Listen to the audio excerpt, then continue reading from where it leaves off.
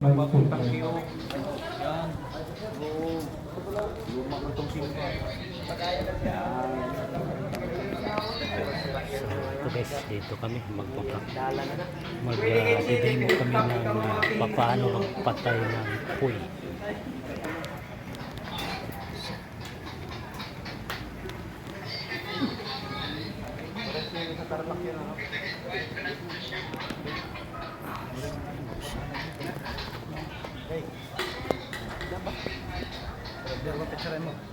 Ayun na. Ayun na yun. Oo.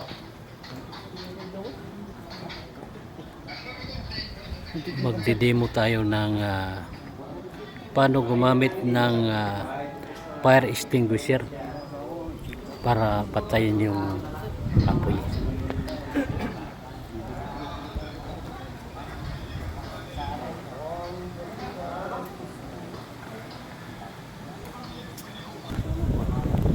Pangit pagod sir. Kaya pa naman natin nga. Sunog-sunog. So, unahin muna natin yung fire extinguisher. So guys, tinuturuan kami kung paano gumamit ng fire extinguisher. Sir, yung pass. Gawin yung pass, tapos kahit hindi na masyadong lumapit sir.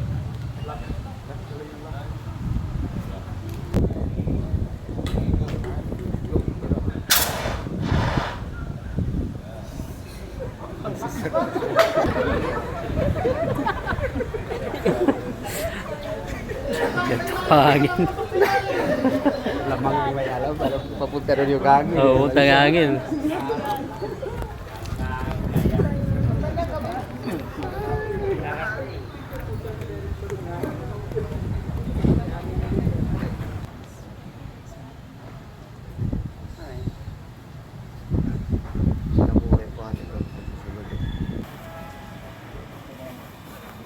Next.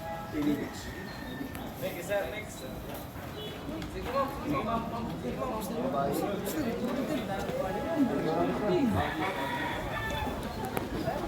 So guys, tinuturuan kami paano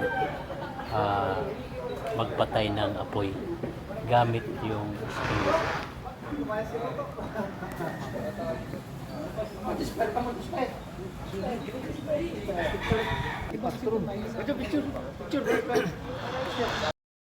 Ayaw po sir, kablita sir ha?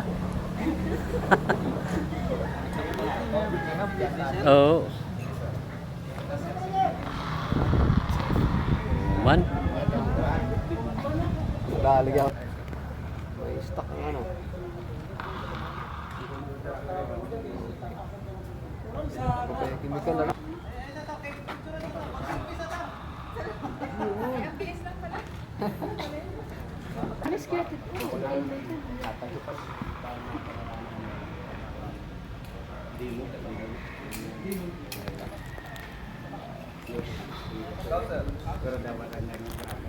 So gano guys yung pag-apula ng apoy gamit yung fire extinguisher. Gusto niyo magkatabang diha?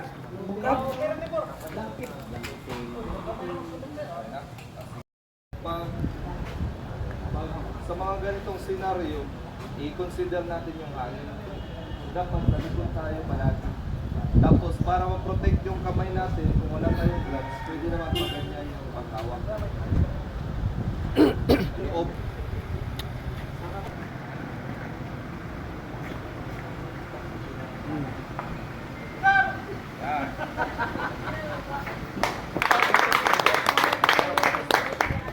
Blanketing.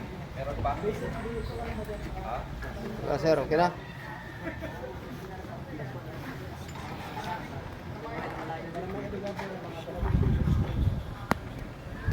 Ano naman, gasol. Yung gasol sir, gasol. Gasol mo ba? Oo. Medyo malaki naman, pwede naman dalawa yung blanket. So magtulong sila.